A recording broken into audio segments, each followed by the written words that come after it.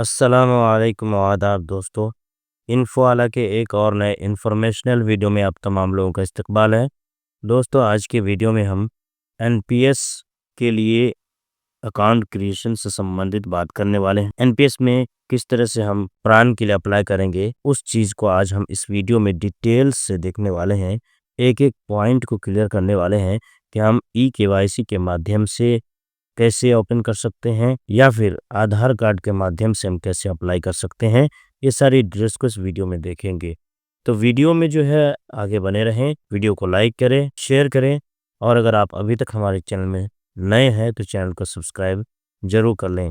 दोस्तों, वीडियो में आगे बढ़ने से पहले एनपीएस में किस तरह से अप्लाई किया जाता है, उससे पहले ये जानना बहुत ही ज़रूरी है कि कौन कौन से डॉक्यूमेंट्स ऐसे हैं जो आपके सामने होना चाहिए। चाहे आप खुद से अप्लाई कर रहे हैं या कैफ़े में अप्लाई कर रहे हैं या फिर किसी अपने जानकार साथी के साथ में बैठकर अप्लाई कर रहे हैं, तो ऐसी सूरत में आपके सामने कौन से डॉक्यूमेंट्स होने चाहिए जिसकी डिटेल्स आपको इसमें एंटर करनी होती है, उस चीज़ को सबसे पहले हम देखते हैं। तो दोस्तों, प्राण में अप्लाई करने के लिए जो रिक्वायर्ड डिटेल्स हैं जो आपके सामने होने चाहिए, उनमें से सबसे महत्वपूर्ण डिटेल्स ये है कि आपके पास जो ऑफ़र लेटर है या फिर जो जॉइनिंग लेटर है वो आपके पास होना चाहिए। आपका पैन कार्ड होना चाहिए, आपका आधार कार्ड होना चाहिए, पासबुक या फिर कैंसिल चेक होना चाहिए, आपका सिग्नेचर किसी सफ़ेद पेपर में होना चाहिए, मोबाइल नंबर और मोबाइल आपके साथ होना चाहिए, ईमेल आईडी आपका एक्टिव होना चाहिए। अगर आपके पास ईमेल आईडी नहीं है तो आप पहले ईमेल आईडी जनरेट कर लेंगे। ये सारी डिटेल्स आपके सामने होनी चाहिए क्योंकि ये सारे डिटेल्स आपको फिल करने होते हैं। इसके साथ ही आपके पास कुछ और भी इम्पोर्टेंट डिटेल्स होनी चाहिए आवेदन करने से पहले। सबसे पहले आपके पास आपका डीडीओ डिटेल्स होना चाहिए। आप जिस डीडीओ के लिए अप्लाई करना चाहते हैं, यानी आपका जो एम्प्लॉयर है उसका डिटेल्स आपके पास होना चाहिए। साथ ही साथ आप कौन से अकाउंट में इन्वेस्ट करना चाहिए वो क्लियर होना चाहिए। साथ ही साथ आपका जो इन्वेस्टमेंट ऑप्शन है वो आप कौन सा चूज़ करना चाहते हैं वो भी क्लियर होना चाहिए। नॉमिनी का डिटेल्स आपके पास रहना चाहिए। अगर आपका नॉमिनी माइनर है तो उसका डेट ऑफ बर्थ से संबंधित डिटेल्स आपके पास होना चाहिए। तो चलिए दोस्तों, अब हम ऑनलाइन आवेदन की प्रक्रिया को बिल्कुल आसान तरीके से स्टेप बाय स्टेप यहाँ देखते हैं। वीडियो में बिल्कुल आखिर तक बने रहें, इसको स्किप बिल्कुल भी नहीं करें। हर एक चीज़ को हम यहाँ क्लियर करने वाले हैं। आप इसे ध्यान से देखें ताकि हर एक पॉइंट आपका क्लियर हो जाए और एनपीएस के लिए जब आप आवेदन करें तो कोई किसी तरह की कोई दिक्कत ना हो और कोई गलती होने की कोई गुंजाइश भी ना हो। आप एनएसडीएल के माध्यम से अगर आवेदन करते हैं, जिसके माध्यम से हम आज बताने वाले हैं, तो enps.nsdl.com में आप आएंगे। इस तरह से आपका एक पेज खुलेगा, होम पेज एनएसडीएल का। आप यहाँ पे जो है सबसे ऊपर में देख सकते हैं कि ऑप्शंस दिया हुआ है, जिसमें एक ऑप्शन है नेशनल पेंशन सिस्टम एनपीएस। यहाँ पे आप जब नीचे जाएंगे तो देख सकते हैं रजिस्टर फॉर एनपीएस।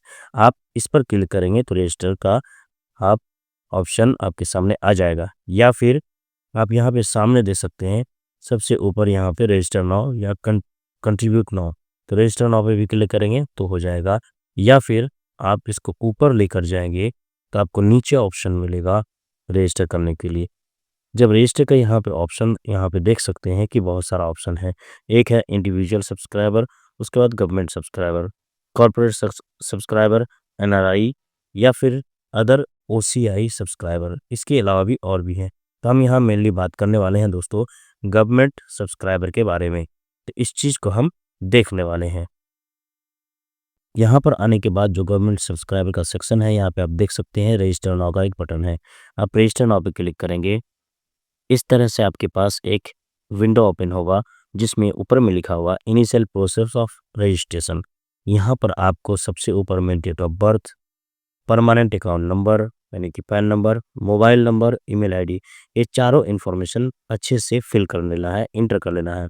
उसके बाद नीचे आप देख सकते हैं लिखा हुआ है कि I give my consent to download my KYC records from the central KYC registry CKYCR, यानी कि मैं अपना कंसेंट दे रहा हूँ केवाईसी से अपने रिकॉर्ड्स को डाउनलोड करने के लिए, only for the purpose of verification of my identity and address from the database of CKYCR registry. सिर्फ मेरी पहचान को साबित करने के लिए CKYC रजिस्ट्री से। तो जब आप ये डिटेल्स यहाँ पे एंटर करेंगे तो ये डिटेल्स आपके CKYC रजिस्ट्री से फेच किया जाएगा, मैच किया जाएगा और डिटेल्स को आपको वहाँ से फेच करके CKYC का जो रजिस्ट्री है वहाँ से मैच करके आपको शो किया जाएगा। तो सारे डिटेल्स को यहाँ आप जब एंटर करके बिगिन प्रोसेस पे क्लिक करेंगे, हम यहाँ सारी चीज़ को एंटर करते हैं। दोस्तों हमने यहाँ पे सारी डिटेल्स एंटर कर ली है। अब यहाँ पर हमको बिगिन प्रोसेस पर, बिगिन रजिस्ट्रेशन पर क्लिक करना है। जो ही बिगिन रजिस्ट्रेशन पे क्लिक करेंगे तो दो बातें हो सकती है। एक तो ये डिटेल्स ऑटोमेटिकली फेच करके हमको CKYC रजिस्ट्री से डिटेल्स फेच करके हमको शो कर देगा और वही डिटेल्स शो करेगा जो CKYC की रजिस्ट्री में है। वो मेरे डिटेल से मैच भी कर सकता है और मेरे डिटेल से डिफ़र भी कर सकता है, यानी मुख्तलिफ भी हो सकता है। या फिर एक ऑप्शन आएगा मेरे पास कि डायरेक्ट आधार से डिटेल्स मैच करने के लिए बोला जाएगा। तो ऐसी सूरत में हम यहाँ पे आगे बढ़ के देखते हैं कि हमारे पास क्या आ रहा है। तो हम बिगिन रजिस्ट्रेशन पे प्रोसेस करने से पहले इन डिटेल्स को अच्छे से चेक कर लेंगे। चेक कर लेने के बाद जो है बिगिन रजिस्ट्रेशन पे क्लिक करेंगे। यहाँ पे आप पेज को रिफ्रेश या बैक बटन पे क्लिक नहीं करेंगे। दोस्तों बिगिन प्रोसेस करने के बाद डिटेल्स जब आपसे आपका वेरीफाई होगा उसके बाद आपको इस तरह का ऑप्शन आ सकता है या फिर डायरेक्ट आपको आधार से रजिस्टर करने का ऑप्शन आ सकता है। अगर इस तरह का ऑप्शन आ रहा है इसका मतलब आपका जो डिटेल्स है वो CKYC से फेच किया जा चुका है और वहाँ पे जो आपका जो डिटेल्स मिला है उसको यहाँ पे शो करते हुए ये पूछा जा रहा है कि dear subscriber, do you wish to continue registration with your address. आपका एड्रेस यहाँ पे शो करेगा। एड्रेस में मुख्यतः ज़िला का नाम होता है। तो आप यहाँ पे देख लेंगे कि आपको यस करना है या नो करना है। अगर आप CKYC से जाना चाहते हैं तो यस करेंगे और अगर आप आधार से करना चाहते हैं तो नो करेंगे। इस चीज़ को क्लियरली स्पष्ट रूप से समझ लें। अगर आप CKYC के डाटा से अपने आप को प्रोसेस करना चाहते हैं, इस फॉर्म को फिल करना चाहते हैं तो एस पे क्लिक करेंगे और अगर आप आधार से करना चाहते हैं तो आप नो पे करेंगे। इससे पहले कि आप यस करें और CKYC से करें, आप CKYC में आपका क्या डिटेल्स है उसको आप पहले चेक कर लें। उसको चेक करने के लिए कैसे चेक कर सकते हैं उसका एक कंप्लीट वीडियो मैंने ट्यूटोरियल वीडियो बना रखा है, उसका लिंक डिस्क्रिप्शन में दे रखा है। आप उसे चेक कर लेंगे और आपको पता चल जाएगा कि आपके CKYC में डिटेल्स क्या है। अगर डिटेल्स आपका डिफ़र करता है, अलग है, तो आप नो करते हुए आधार से अपना एप्लीकेशन को प्रोसेस करेंगे। मैं यहाँ पे नो करते हुए आधार से प्रोसेस करना चाहता हूँ, इसलिए मैं यहाँ पे नो क्लिक करता हूँ। जब मैं इस पे क्लिक करूँगा तो कुछ देर प्रोसेस होगा, उसके बाद इस तरह का ऑप्शन खुलेगा। दोस्तों अगर मेरा डिटेल CKYC में नहीं मिलता तो डायरेक्ट मुझे इस तरह से पेज ओपन हो जाता मेरा, लेकिन चूंकि मेरा डिटेल CKYC में मिला था और इसीलिए मुझे पूछा गया था कि आप CKYC के थ्रू से करना चाहते हैं, यानी कि उस एड्रेस के थ्रू से आप प्रोसेस करना चाहते हैं या नहीं। मैंने नो किया। अगर एस करता तो CKYC का डिटेल्स मुझे यहाँ पे शो करता। सिलेक्शन में आधार नंबर सिलेक्ट है, उसे वैसे ही रहने देना है और आधार नंबर और आधार ही सिलेक्ट करना है। कैटेगरी में हम यहाँ पे क्या सेलेक्ट करने वाले हैं, स्टेट गवर्नमेंट। स्टेट गवर्नमेंट के बाद यहाँ पे जो भी आपका स्टेट है आप उसे सेलेक्ट कर लेंगे। ये वो स्टेट होगा जहाँ आप जो आपका DDO है, यानी जहाँ से आपको पेमेंट मिलने वाला है। तो मैं यहाँ पे बिहार सेलेक्ट कर रहा हूँ। उसके बाद यहाँ पे जो मेरा DDO कोड है उसको मैं यहाँ पे एंटर करता हूँ। जब आप DDO कोड को एंटर करेंगे इस तरह से आपके पास अगर सही होगा, सही से आप एंटर कर रहे होंगे तो यहाँ पे आ जाएगा, आप उसको सेलेक्ट कर लेंगे। इस तरह से ऑटोमेटिकली सारा डाटा आपका फेच कर जाएगा। अपने DDO कोड के डिटेल्स को मैच करा लेंगे, सारी चीज़ों को देख लें कि सही है नहीं। उसके बाद यहाँ पे नीचे आपको आधार नंबर डालना है। यहाँ पे आप आधार नंबर डालेंगे। आधार नंबर को सही सही डालने के बाद यहाँ टर्म्स एंड कंडीशन पे क्लिक करेंगे। उसके बाद एक्सेप्ट पे क्लिक करेंगे। उसके बाद जनरेट OTP पे क्लिक करेंगे।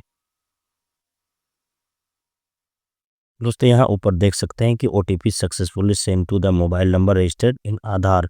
आधार में जो मोबाइल आपका रजिस्टर्ड है उसमें OTP भेज दिया जा चुका है, उसे आप यहाँ पे एंटर करना है। OTP को एंटर OTP के स्थान पे डालने के बाद जो है कन्फर्म पे क्लिक करेंगे। कन्फर्म पे क्लिक करने के बाद इस तरह से OTP वेरिफिकेशन का एक पेज खुलेगा जिसमें आपका मोबाइल नंबर में और ईमेल आईडी में ओटीपी जाएगा। जब आप दोनों ओटीपी डाल देंगे तो इस तरह से प्रोसेस होगा और आपका दोनों वेरीफाई हो जाएगा। उसके बाद आपको यहाँ देख सकते हैं आपको एक्नॉलेजमेंट आईडी जो है जनरेट हो जाएगा। आप इसे जो है सेव करके स्क्रीनशॉट लेके रख लेंगे। उसके बाद कंटिन्यू पे क्लिक करेंगे। कंटिन्यू पे जब क्लिक करेंगे तो इस तरह से आपका सारा डिटेल्स जो आधार के डेटाबेस से फेच करके आपको यहाँ पे दिखाएगा। यहाँ पे आप देख सकते हैं सारा डिटेल्स आपका आ जाएगा। आपका पूरा नाम आ जाएगा, डेट ऑफ बर्थ आएगा, आपका जेंडर आएगा, आपका पूरा एड्रेस आएगा, अब फ़ोटो भी आ जाएगा। साथ ही साथ बगल में आप अपलोड सिग्नेचर के लिए आपको एक ऑप्शन मिल जाएगा।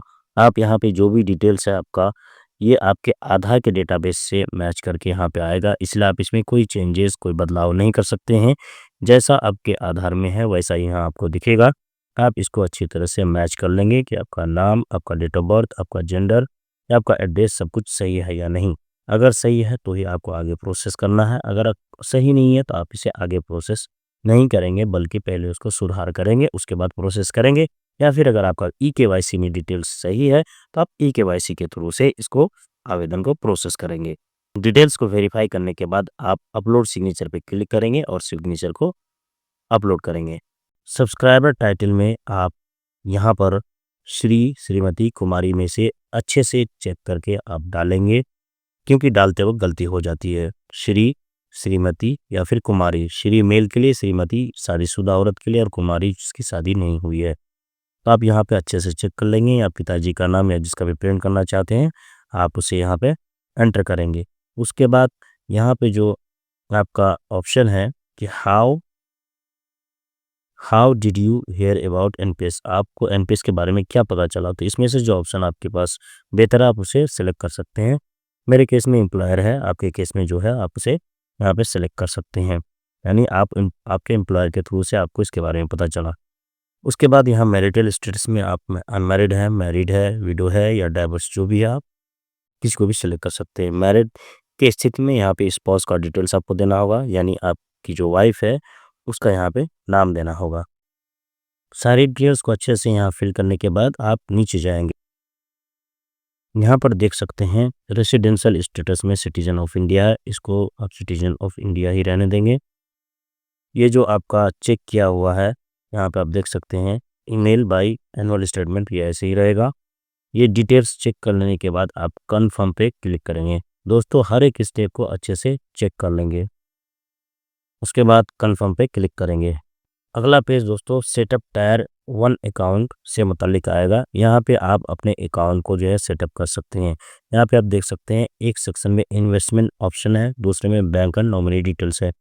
इन्वेस्टमेंट ऑप्शन में आपके पास ऑप्शन है डिफ़ॉल्ट का, ऑटो का, एक्टिव का। तो आप यहाँ पे डिफ़ॉल्ट पर रहने दें, जिसमें आपका एसबीआई पेंशन फंड में 33% जाएगा। उसके बाद आपका NPS trust UTI pension fund में 33% जाएगा और एलआईसी पेंशन में आपका 34% जाएगा।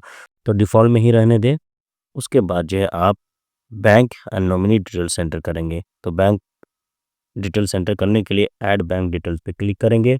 जब आप अपना बैंक अकाउंट नंबर सही सही डाल देंगे तो इस तरह से आपका हरा हो जाएगा, दोनों मैच कर जाएगा। आप सेविंग अकाउंट पे चेक करने के बाद आई हेयर डिक्लेरेशन का जो चेक बॉक्स है उस पर आप क्लिक कर देंगे। दोस्तों यहाँ अपना बैंक अकाउंट को अच्छे से चेक कर लेंगे, आईएफएससी को अच्छे से मिलान कर लेंगे। इसको चेक करने के बाद ऊपर करेंगे, यहाँ पर सेव बटन पे क्लिक करेंगे। आपका बैंक अकाउंट ऐड हो चुका। अब आपको ऐड नॉमिनी डिटेल्स पे क्लिक करना है। आप यहाँ पे का जो नॉमिनी का नाम है वो आ जाएगा स्पाउस का ऑटोमेटिकली। यहाँ पे उसका एज और रिलेशनशिप भी आपको यहाँ पे दिख रहा होगा। अगर आपको दूसरा नॉमिनी ऐड करना है तो ऐड अनदर पे आप क्लिक करेंगे। यहाँ पे आपके पास दूसरा नॉमिनी का नाम, उसका एज और उसका रिलेशनशिप आ जाएगा। तो आप इस तरह से दूसरे नॉमिनी को भी ऐड कर सकते हैं। अगर नॉमिनी आपका माइनर हो तो आपका उसका डेट ऑफ बर्थ पूछेगा। मिसाल के तौर पर मैं यहाँ नॉमिनी का 15 साल दे रहा हूँ, तो आप देख सकते हैं यहाँ पे आपसे पूछा डेट ऑफ बर्थ और गार्जियन का नाम, और वहीं पे अगर मैं इसको 15 के जगह में 19 साल या 18 साल कर रहा हूँ तो यहाँ पे नहीं पूछ रहा है। उसके बाद नीचे जब जाएंगे तो यहाँ आपको परसेंटेज ऑफ शेयर देना पड़ेगा। नॉमिनी 1 को कितना % देना चाहते हैं, नॉमिनी 2 को कितना देना चाहते हैं। उसके बाद आपको सेव पे क्लिक करना है। आपका नॉमिनी डिटेल्स भी यहाँ पे ऐड हो चुका। इसको थोड़ा ऊपर करेंगे, उसके बाद यहाँ पे देखेंगे कि आपका ऑप्शन दिया हुआ है कि NPS has a graded tier two account at tier two account with tier one details. आप इसे चाहे तो रख सकते हैं। अगर आप टायर टू अकाउंट अभी नहीं खोलना चाहते हैं तो उसको सेट अप लेटर पे क्लिक कर देंगे। उसके बाद प्रोसीड पे क्लिक करेंगे। जब आप प्रोसेस पे क्लिक करेंगे तो इस तरह से आपका पर्सनल डिटेल्स का फॉर्म खुलेगा। यहाँ पे आपको आधार से डिटेल्स और अपना प्लेस ऑफ बर्थ वगैरह यहाँ पे चूज़ करना है। ये सारा डिटेल्स को यहाँ पे अच्छे से फिल कर लेंगे। दोस्तों यहाँ जो मेंबरशिप नंबर है, पीपीए नंबर, ये पेंशन मेंबर नंबर है। यहाँ पे आपको इसको ब्लैंक छोड़ देना है, खाली छोड़ देना है। मेंबरशिप नंबर आपको खाली छोड़ देना है। डेट ऑफ ज्वाइनिंग डालेंगे।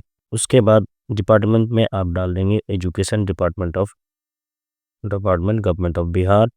डेट ऑफ रिटायरमेंट को आप अच्छे से कैलकुलेशन करके आप यहाँ पे डाल देंगे। सालाना इनकम यहाँ पे आप चूज़ कर लेंगे आपका जो है। उसके बाद आप नीचे जाएंगे, यहाँ पे आपका FATCA डिटेल्स एंटर करेंगे। FATCA डिटेल्स में आप एड्रेस ऑफ टैक्स रेसिडेंसी में आपका डिस्ट्रिक्ट का जहाँ पे टैक्स आपका कलेक्शन होता है उसको डाल देंगे। सिटी में जिला का नाम, जिप कोड और स्टेट जो आपका है वो चूज़ कर लेंगे। उसके बाद आगे बढ़ेंगे, नीचे जाएंगे तो इस तरह से आपका सारा डिटेल्स दिखेगा। फिर आप क्या करेंगे, प्रोसीड पे क्लिक करेंगे। उसके बाद दोस्तों यहाँ पे आपके पास अपलोड डॉक्यूमेंट्स से मुतालिक जो है पेज खुलेगा। यहाँ पे आपको डॉक्यूमेंट अपलोड करना है। तो दोस्तों यहाँ पे जो डॉक्यूमेंट आप अपलोड करेंगे वो सारे डॉक्यूमेंट अपलोड करेंगे जो आपके एम्प्लॉयर या आपके नियोक्ता आपको अपलोड करने के लिए कहे। यानी जो भी डॉक्यूमेंट आपको अपलोड करने के लिए कहा गया है तमाम डॉक्यूमेंट को, जैसे कि आपका appointment letter, offer letter, PAN card, Aadhaar card, bank का पासबुक या फिर कैंसिल चेक, आईडी प्रूफ, जो भी डॉक्यूमेंट आपको आपका नियोक्ता इसमें अपलोड करने के लिए कहे, उन तमाम डॉक्यूमेंट को एक पीडीएफ फाइल में पीडीएफ बना लेंगे और उसको यहाँ पे अपलोड करेंगे। अपलोड करने के लिए आप यहाँ पे क्लिक करेंगे, यहाँ पे अपलोड लेटर्स फाइल, इस पे आप क्लिक करेंगे। इस तरह से जब आपके सारे डॉक्यूमेंट्स को आप अपलोड कर चुके होंगे तो एक बार यहाँ पे आप उसे चेक भी कर लेंगे कि आपने जो डॉक्यूमेंट डाला है वो सही है या नहीं है। उसके बाद आप प्रोसीड पे क्लिक करेंगे, डिक्लेरेशन पे चेक करेंगे, कन्फर्म पे क्लिक करेंगे। दोस्तों अगर किसी वजह से अगर आपका सेशन एक्सपायर कर जाता है तो आप जहाँ तक अपना डिटेल्स फिल किए हैं वहीं से आप दोबारा आवेदन को प्रारंभ कर सकते हैं। उसके लिए आप इसके ऑफिशियल जो वेबसाइट है जहाँ से आप आवेदन कर रहे हैं उसके होम पेज में आएंगे और उसको थोड़ा सा ऊपर करेंगे तो यहाँ पे आपको ऑप्शन मिलेगा कंटिन्यू टू रजिस्ट्रेशन। एक और ऑप्शन है कंप्लीट पेंडिंग रजिस्ट्रेशन, उस पर आपको क्लिक नहीं करना है बल्कि कंटिन्यू टू रजिस्ट्रेशन पे क्लिक करना है। कंटिन्यू टू रजिस्ट्रेशन पे जब आप क्लिक करेंगे इस तरह से आपका कंप्लीट पेंडिंग रजिस्ट्रेशन का फॉर्म ओपन होगा। यहाँ पे आप permanent account number, pan number, mobile number और ईमेल आईडी डालकर बिगिन रजिस्ट्रेशन पे क्लिक करेंगे। इस तरह से आपका ओटीपी और ईमेल फिर से वेरीफाई होगा। फिर आप वहीं पे आ जाएंगे जहाँ तक आपने अपना आवेदन भरा था, फिर वहाँ से आपको प्रोसेस करना है। आपके पास इस तरह से ऑप्शन आएगा ओटीपी ऑथेंटिकेशन और ई साइन में। यहाँ पे आप देख सकते हैं दोस्तों ओटीपी ऑथेंटिकेशन जो है फ्री है और ई साइन में आपको 5 रुपये 90 पैसा लग जाएगा। तो ओटीपी ऑथेंटिकेशन मेरे ख्याल से सही है। तो ओटीपी ऑथेंटिकेशन करने के लिए कंटिन्यू पे क्लिक करें। फिर से आपको मोबाइल ओटीपी और ईमेल ओटीपी को यहाँ पर वेरीफाई करना है। जब इस तरह से आप ओटीपी वेरीफाई करेंगे तो आपका फाइल जो है फाइनली सबमिट हो जाएगा और इस तरह से आपको एक्नॉलेजमेंट नंबर के साथ, आपके नाम के साथ और डेट के साथ आपको कंप्लीशन का जो मैसेज है आ जाएगा।